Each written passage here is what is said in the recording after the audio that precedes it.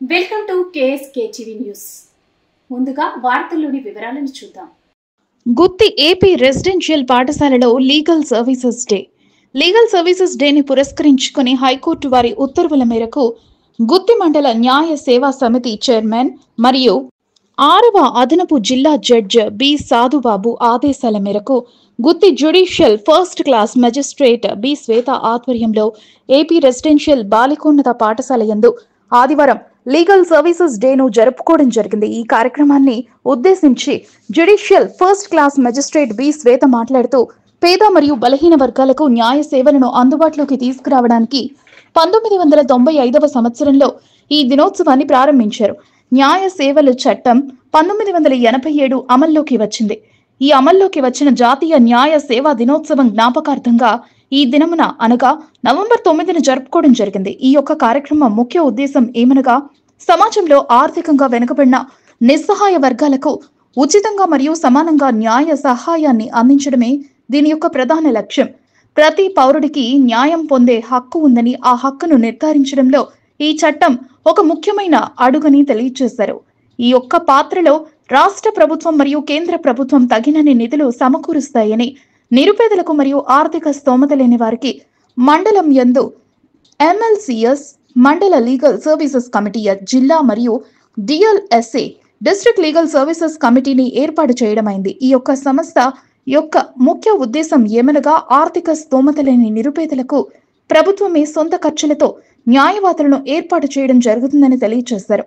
ఈ కార్యక్రమంలో భాగంగా ఏపీ బాలికోన్నత రెసిడెన్షియల్ పాఠశాల నందు మెజిస్ట్రేట్ వారు వంటగదిని తనిఖీ చేయడమైంది. ఈ కార్యక్రమానికి ముఖ్య అతిథులుగా panel advocate V C Gangadhar Kumar, typist S Sadiq Vali, legal volunteers M Ismail, Thanneeru Srinivasulu మరియు కోర్టు సిబ్బంది పాల్గొన్నారు.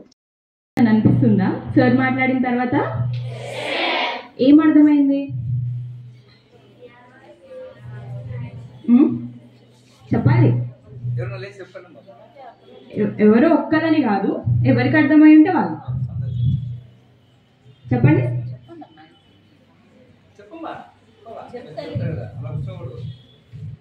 చెప్పండి.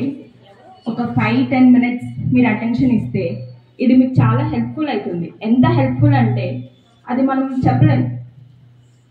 అయితే ఇప్పుడు ఈ డయాస్ని నేను ఒక వెన్యూగా తీసుకొని మా 6th ADJ సార్ని ఫస్ట్ నేను థ్యాంక్స్ చెప్పాలనుకుంటున్నాను. ఎందుకంటే ఇట్లా లిటరసీ క్యాంప్స్, ఇవన్నీ అవేర్నెస్ మీలాంటి చిన్నపిల్లల్లో రావడం చాలా మీ అదృష్టం అని అనుకోవాలి. ఎందుకంటే మీరంతా educating kids, growing up kids. So మీకు లాలో ఇలా ఉంటుంది, ఇలా కూడా మనం వెళ్ళొచ్చు అని చెప్పి అవన్నీ మనకి అర్థమయ్యేలా చేస్తాయి అన్నమాట. అయితే హానరబుల్ సుప్రీం కోర్ట్ మనకి 1955లో ఈ డేని స్టార్ట్ చేసింది. ఏమని? నేషనల్ లీగల్ సర్వీస్ డేగా. ఎందుకు ఈ డేని అసలు మనం ఎందుకు సెలబ్రేట్ చేసుకుంటామంటే, మనకి లీగల్ సర్వీస్ అథారిటీ యాక్ట్ అని చెప్పి 1987లో వచ్చింది.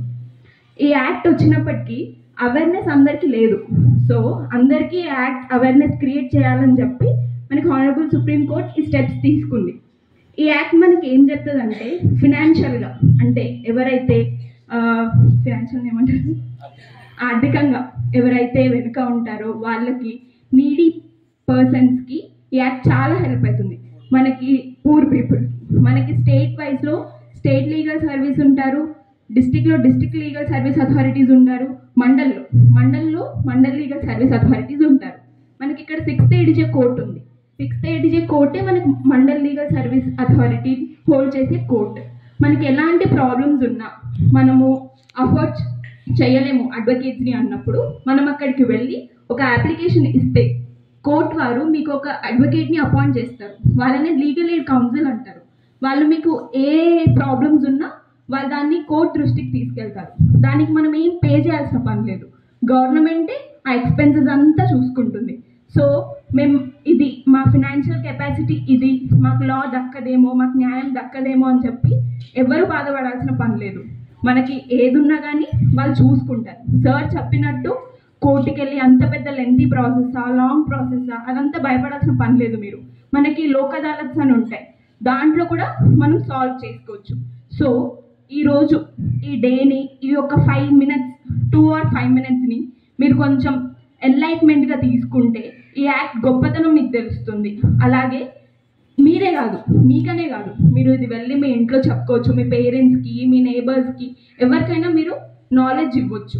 సో నేను హోప్ చేస్తున్నాను ఇది మీకు అర్థమైందని చెప్పి మీరు దీన్ని వైజ్గా యూజ్ చేసుకుంటారని చెప్పి. Thank you.